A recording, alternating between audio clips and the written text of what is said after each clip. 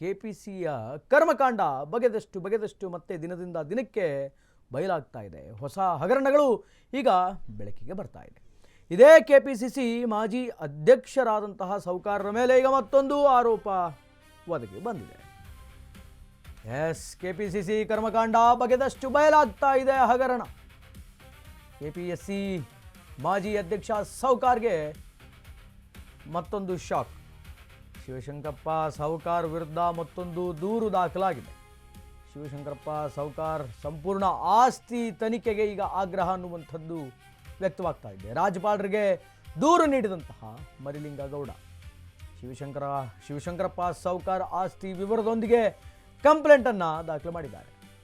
ಸೌಕಾರ್ ಆಸ್ತಿ ಅಕ್ರಮವೋ ಸಕ್ರಮವೋ ಇದು ತನಿಖೆ ಆಗಬೇಕು ಅನ್ನುವಂತಹ ಒತ್ತಾಯ ಆಗಿದೆ. ಗವರ್ನರ್ಗೆ ದೂರು ನೀಡಿ RTI ಕಾರ್ಯಕರ್ತ ಆಗ್ರಹವನ್ನು ಮಾಡಿದ್ದಾರೆ. ಸೌಕಾರ್ ಆದಾಯ ಗಮನಿಸಿದರೆ ನಿಜಕ್ಕೂ ಕೂಡ ಶಾಕ್ ಆಗ್ತಾರೆ. ಆದ್ದರಿಂದ ಅವರ ಆಸ್ತಿಯನ್ನು ಲೆಕ್ಕ ಹಾಕಬೇಕು ಅನ್ನುವಂತಹ ಕಂಪ್ಲೇಂಟ್ ಬಂದಿದೆ. ಸರ್ವೆ ನಂಬರ್ಗಳಿಗೆ ಉಲ್ಲೇಖಿಸಿ RTI ಕಾರ್ಯಕರ್ತರು ಕಂಪ್ಲೇಂಟ್ ಕೊಟ್ಟಿದ್ದಾರೆ.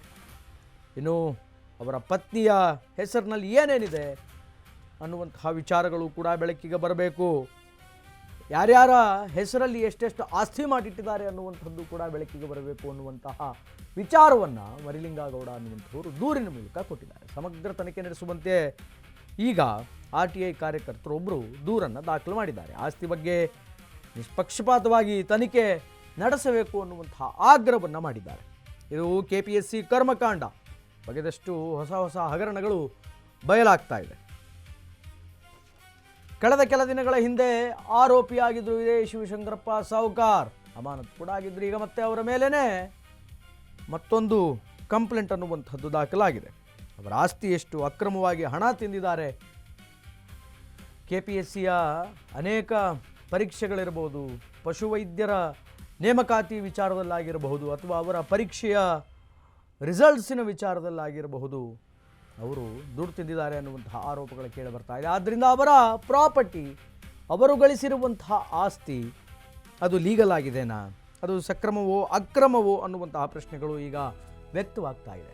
ಆದಾಯಕ್ಕಿಂತ ಹೆಚ್ಚಿನ ಆಸ್ತಿಯನ್ನು ಸೌಕಾರ ಹೊಂದಿದ್ದಾರೆ ಅನ್ನುವಂತಹ ಅನುಮಾನಗಳು ಕೇಳಿ ಬರ್ತಾ ಇದೆ. ಇನ್ನು 2021 ಏಪ್ರಿಲಲ್ಲಿ ಕೆಪಿಎಸ್ಸಿ ಆಯೋಗದ ಅಧ್ಯಕ್ಷರಾಗಿ ಶಿವಶಂಕರಪ್ಪ ಸೌಕಾರ್ ಆಯ್ಕೆ ಆಗ್ತಾರೆ. 2,25,000 ಸಂಬಳ ಹಾಗೂ ಭತ್ಯೆಯನ್ನು ಪಡಿತಾ ಇದ್ದರು ಇದೇ ಸೌಕಾರ್. 2,25,000 ತಿಂಗಳಿಗೆ. 2 ಜಿಲ್ಲೆಗಳಲ್ಲಿ 120 ಎಕರೆ ಭೂಮಿಯನ್ನು ಖರೀದಿಸಿದರಂತೆ ಸೌಕಾರರು ಅನ್ನುವಂತಹ ಒಂದಿಷ್ಟು ವಿಚಾರಗಳು ಕೂಡ ಬಲಿಷ್ಠವಾಗಿ ಹರಿದಾಡ್ತಾ ಇತ್ತು. ರಾಯಚೂರು, ಯಾದಗಿರಿ ಜಿಲ್ಲೆಯಲ್ಲಿ ಭೂಮಿಯನ್ನು ಖರೀದಿ ಮಾಡಿದ್ದಾರೆ ಅನ್ನುವಂತಹ ವಿಚಾರಗಳು ಬೆಳಕಿಗೆ ಬಂದಿತ್ತು. ಪತ್ನಿ, ಕುಟುಂಬ ಸದಸ್ಯರ ಹೆಸರಲ್ಲಿ ಹತ್ರ 120 ಎಕರೆ ಕೃಷಿ ಭೂಮಿಯನ್ನು ಖರೀದಿ ಮಾಡಿದ್ದರಂತೆ.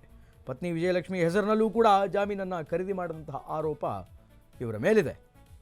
ಸೇಲ್ಡ್ ಡೀಡ್ ಪತ್ರಗಳನ್ನು ದೂರಿನಿಂದ ಲಗಾಯಿಸಿದಂತಹ ಮರಿಗೌಡ.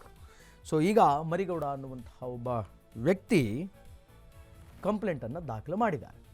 ಇವರು ಮಾಡಿರುವಂತಹ ಏನು ಇಷ್ಟೆಲ್ಲ ಆಸ್ತಿಯನ್ನು ಮಾಡಿದ್ದಾರೆ, 120 ಎಕರೆ ಕೃಷಿ ಭೂಮಿ, ರಾಯಚೂರು, ಯಾದಗಿರಿಯಲ್ಲಿ ಬೇರೆ ಬೇರೆ ಲ್ಯಾಂಡ್ಗಳನ್ನು ಖರೀದಿ ಮಾಡಿದ್ದಾರೆ.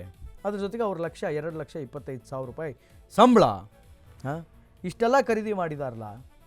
ಸೊ ಇದು ಲೀಗಲ್ ಆರ್ ಇಲ್ಲೀಗಲ್ ಅನ್ನುವಂತಹ ವಿಚಾರವನ್ನು ತನಿಖೆ ಮಾಡಿ, ನಿಷ್ಪಕ್ಷಪಾತವಾಗಿ ತನಿಖೆ ಮಾಡಿ ಬೆಳಕಿಗೆ ತರಬೇಕು ಅನ್ನುವಂಥದ್ದು ಮರಿಲಿಂಗಗೌಡರ ಒಂದು ಆಗ್ರಹವನ್ನು ಮಾಡಿದ್ದಾರೆ RTI ಕಾರ್ಯಕರ್ತ ಮರಿಲಿಂಗಗೌಡರು. ಈ ತನಿಖೆ ಅದು ಯಾವಾಗ ಪ್ರಾರಂಭವಾಗುತ್ತೆ, ಎಲ್ಲಿವರೆಗೆ ಬಂದು ನಿಲ್ಲುತ್ತೆ, ನಿಜವಾಗಲೂ ಸೌಕಾರ್ ಮಾಡಿರೋದು ಈ ಸೌಕಾರ್ ಮಾಡಿರೋದು ಶಿವಶಂಕರಪ್ಪ ಸೌಕಾರ್ ಗಳಿಸಿರೋದು ಲೀಗಲ್ ಆರ್ ಇಲ್ಲೀಗಲ್ ಅನ್ನುವಂಥದ್ದು ಅಪ್ಕಮಿಂಗ್ ಡೇಸಲ್ಲಿ, ಮುಂದಿನ ದಿನಗಳಲ್ಲಿ ಗೊತ್ತಾಗುತ್ತೆ. ಅಲ್ಲಿವರೆಗೂ we have to wait and watch.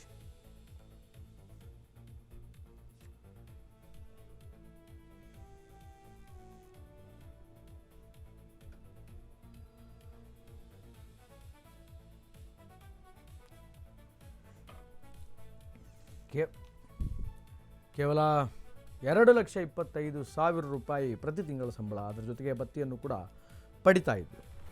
2 ಜಿಲ್ಲೆಗಳಲ್ಲಿ ರಾಯಚೂರು ಮತ್ತು ಯಾದಗಿರಿಯಲ್ಲಿ ಭೂಮಿಯನ್ನು ಖರೀದಿ ಮಾಡಿದಾರಂತೆ. ಎಷ್ಟು ಅಂತಂದರೆ 120 ಎಕರೆ, ಒಂದಲ್ಲ ಎರಡಲ್ಲ.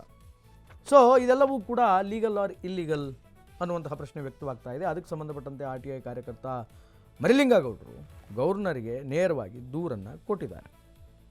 ಇನ್ನು ಸೌಕರ್ ಪತ್ನಿಯ ಹೆಸರಿನಲ್ಲಿ ಮಶಿಹಾಳ, ಹೇಮನಾಳ, ಅನಬಿ, ಮದರಕ್ಕಿ ಸೇರಿದಂತೆ ಹಲವು ಗ್ರಾಮಗಳಲ್ಲಿ, ಉತ್ತರ ಕರ್ನಾಟಕದ ಹಲವು ಗ್ರಾಮಗಳಲ್ಲಿ ಆಸ್ತಿಯನ್ನು ಕೂಡ ಖರೀದಿ ಮಾಡಿದ್ದಾರೆ ಎನ್ನುವಂತಹ ವಿಚಾರಗಳು ಬೆಳಕಿಗೆ ಬರ್ತಾ ಇದೆ.